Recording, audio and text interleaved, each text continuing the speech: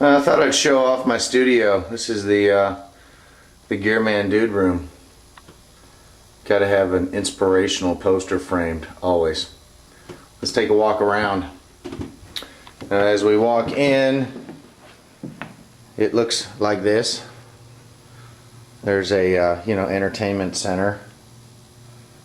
This is one of my favorite amps, the Fender Blues Junior. Those things just completely rock. I use it more often than I take my Z's or my Marshalls or anything else out. Got to have a ukulele.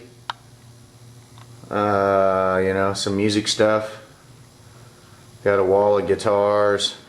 Left-handed airline there, strung upside down. Some Gibsons and Fenders and Gibsons and Fenders. And a Midas copy. And of course there's a lot more guitars tucked away, but you just can't have them all out. The trusty Dr. Z amplifiers, I love them. They're both the same, Maz 18s. This is a 210 combo. This one I run with a 212 or a 412 cabinet. What else? Big tall ceilings. Got to have tall ceilings in your studio. And a leopard print rug. As many velvet Elvises as you can find. That's the bathroom. Keyboard of sorts. Extra gear closet.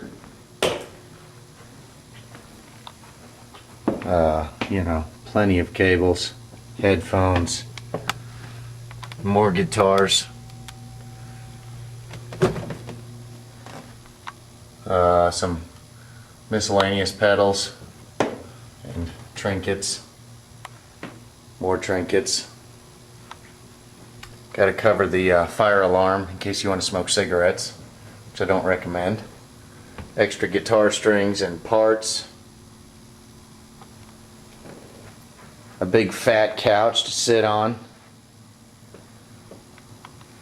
A nice leather chair to sit on as well. This is my workbench where I build some pedals and whatever else. It's my overdrive pedal. A couple of them in the making. I like that one a lot. That's what they look like before they're made. This is like the fetus of my overdrive unit. Hope everybody gets to check one out eventually. Tools, more velvet Elvises. Let's go upstairs, control room.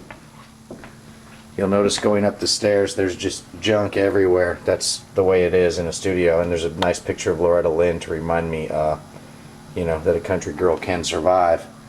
And of course Waylon, the master.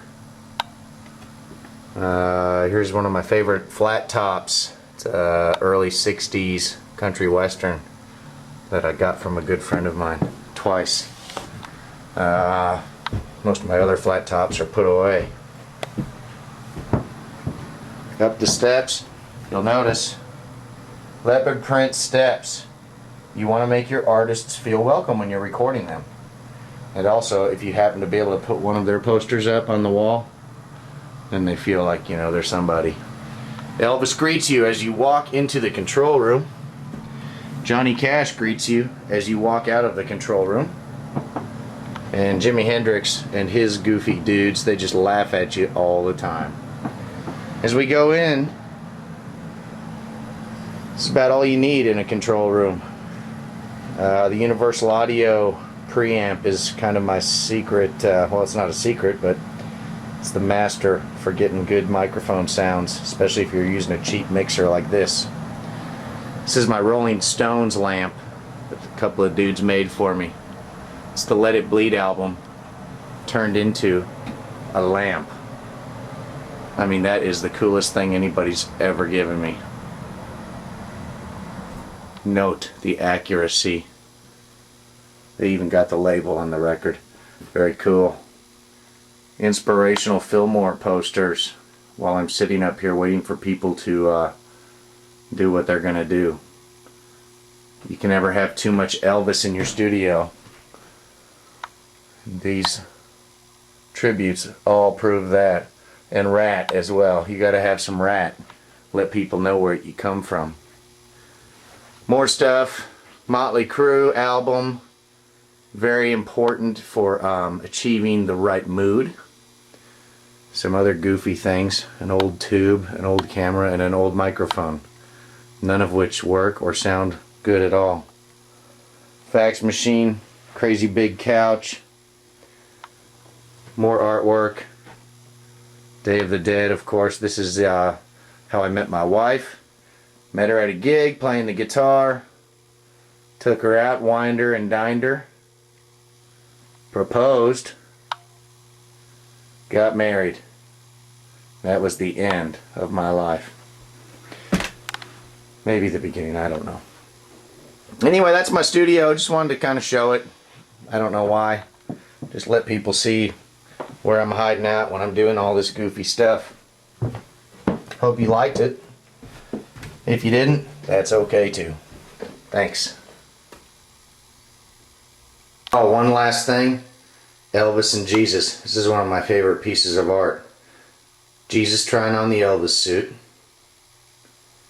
and digging it. Elvis trying on the Jesus suit. Gotta love that. That is just too cool. Elvis figurines. This is the bathroom, of course. Elvis albums. A little bit of male entertainment. You have to impress your musicians. The control room is upstairs. Looks out over the rest of the studio. Mainly you can just see the drummer. But he's the only one you got to keep an eye on anyway. You can tell I do plenty of work in here because it's a complete disaster. That's how the masters work, though. Not that I'm a master, but I've heard rumors. That's how people work. So I like to just keep it messy. Thanks!